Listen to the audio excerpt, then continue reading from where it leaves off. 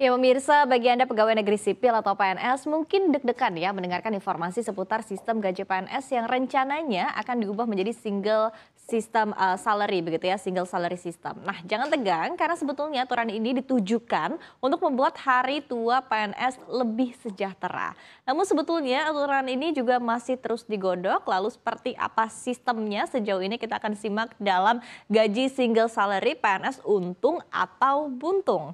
Kita akan lihat dan mulai dari apa sih single salary itu. Nah, jadi sistem single salary atau gaji tunggal ini adalah sistem gaji yang hanya memuat satu jenis penghasilan yang merupakan gabungan berbagai komponen penghasilan. Hal ini dijelaskan oleh Menteri Perencanaan Pembangunan Nasional, Kepala Badan Perencanaan Pembangunan Nasional Indonesia atau PPN Bappenas, Bapak Suharso Mono Arfa. Nah, jadi total penghasilan ataupun juga take home pay PNS kan terdiri dari berbagai unsur pemasukan. Jadi seperti misalnya ada gaji pokok, tunjangan kinerja, dan juga tunjangan lain-lainnya ya.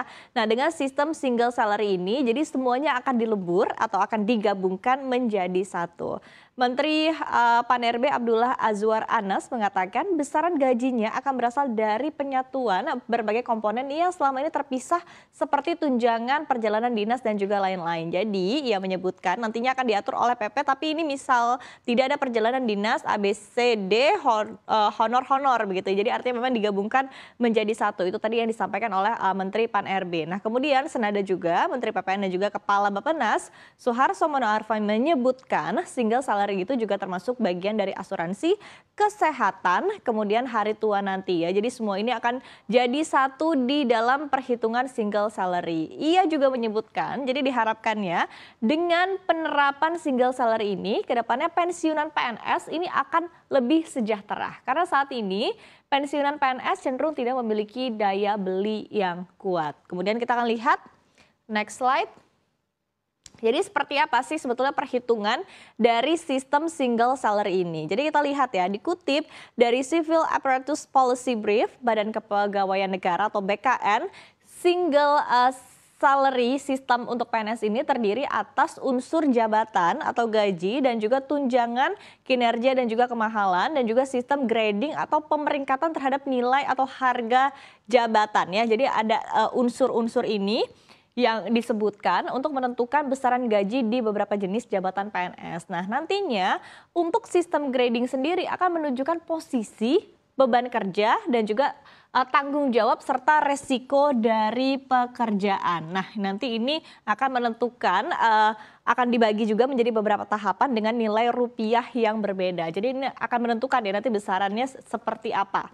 Kemudian, policy brief ini juga menyebutkan tunjangan kinerja akan tetap dimuat dalam single salary dan diberikan sesuai dengan capaian kinerja PNS sebagai penambah atau pengurang penghasilan bergantung dari output kinerja setiap pegawainya. Sedangkan untuk pemberian tunjangan kemahalan akan dihitung berdasarkan kolom indeks gaji dan juga tukin pada tabel indeks penghasilan yang dikalikan dengan indeks harga yang berlaku di daerah masing-masing PNS bekerja.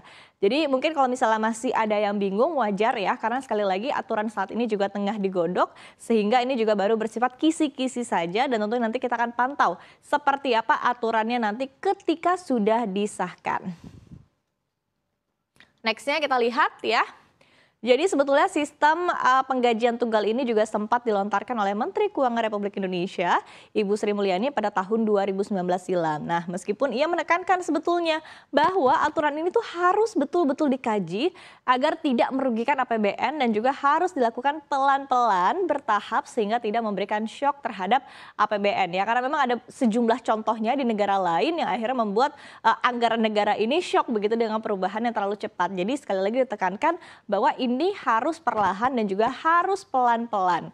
Dan sejauh ini per September 2023, rencana penerapan ini juga baru dicoba dalam tahapan pilot project ataupun juga uji coba. Adapun uji coba penerapan skema single salary ini sudah berlangsung di dua instansi yaitu PPATK dan juga KPK. Sementara Menpan RB Abdullah Azwar Anas memastikan aturan single salary ini akan berbentuk peraturan pemerintah ataupun juga PP ke depannya. Dan skema ini pun akan menjadi agenda prioritas pemerintah di tahun depan.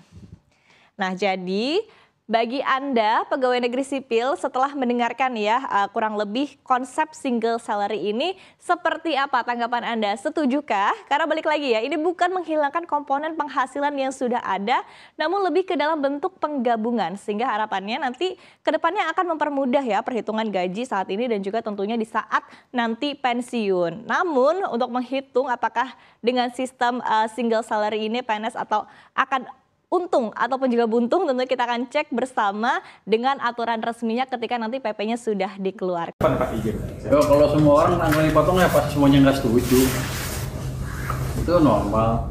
Cuman kita lihat aja gimana apa.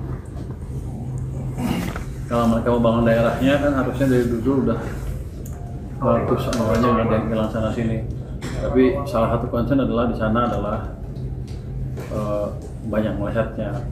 Tapi saya pikir juga kelihatannya kebanyakan juga yang dipotong. Tapi saya akan lihat keadaan uang saya seperti apa nanti akhir triwulan memasuki pertengahan triwulan kedua tahun 2026 nanti. Kalau emang ekonominya udah bagus, pendapatan pajaknya naik, cortex saja bagus, biaya cukai nggak ada bocor, pajak juga nggak ada bocor, harusnya kan naik semua kan. Kalau naik semua kita bagi. Tapi saya tidak dalam posisi sekarang membayangkan sustainabilitas kebijakan fiskal. Saya tadi kasih oleh-oleh satu aja dari mana? Kaltara.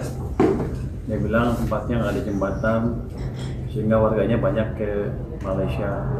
Pelakunya Malaysia semua karena nggak ada jembatan ke Indonesia. Saya bilang ya udah nanti saya minta PO untuk bangun dengan anggaran yang kita sediakan dari sini. Itu oleh-oleh buat mereka. Anggarannya berapa, Pak? Dia bilang 100 sampai 150 miliar, tapi kan saya nanti tanya PU-nya berapa. Kira-kira segitu, lancar-lancarnya. Berarti mulai berjalan sama PU ya, Pak? Iya. Mulai berjalannya kapan? Pas cepetnya, saya udah minta dirjen saya ketemu dirjen PU, dan lihat ada nggak program-program misalnya yang bisa digeser ke jembatan di Kaltara itu. Bapak tadi kan katanya akan menyuntik dana ke Bank DKI sama Bank Jatim ya Pak ya? Bukan nyuntik dana, saya taruh uang saya di situ. Iya. Kan beda. Kayak Himbara kemarin kan? Kayak Himbara kemarin. Selain akan ada dua itu nggak Pak? Selain dua bank itu akan ada lagi nggak? Saya lihat yang demand-nya kuat dan fondasi backing di belakangnya kuat. Ini kan kalau Bank Jakarta DKI kuatkan anggarannya banyak. Jawa Timur juga sama, kuat anggarannya cukup. Jadi kalau dikasih beberapa triliun aja saya nggak bahaya. Berarti belum tentu semua daerah tuh dapat suntikan dana itu, Pak? Bukan suntikan. Oh iya, si Penempatannya penempatan. bisa naruh uang di situ aja. Dari BI dong Pak ambilnya. Ya, kampusnya saya di BI 270 lebih sekarang. Jadi taruh lagi di BPJS. Sebagian saya pindah. Ini kan nganggur kan? Yang Itu nggak mengganggu likuiditas BI. apa? Coba Anda jelasin ganggunya di mana? Jadi saya ingin ngerti isi kepala Anda. Kan BI juga butuh untuk jangan mengetar gitu Pak. Stabilitas rupiah. Kan dia bisa serap pakai alat lain. Kalau dia isu apa SRBI kan uangnya masuk situ, sama aja kan. Tapi saya nggak mau yang ganggu saya. Kalau saya lihat masuk udah puas, belum? Lanjut Pak.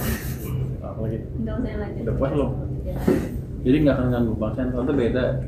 Ini saya nggak nyampurin kebijakan moneter ya. Ini cuma uang fiskal ditaruh di tempat yang lain aja gitu, supaya ekonominya lebih bagus. Terus kalau kita lihat dampaknya uang yang 2 triliun seperti apa? Pertama saya sudah lihat kan tuh di Mandiri katanya tumbuh, nggak tahu dia ngibul apa nggak ya. Dia bilang tumbuh sekarang hampir 11% kreditnya dari sebelumnya 8%.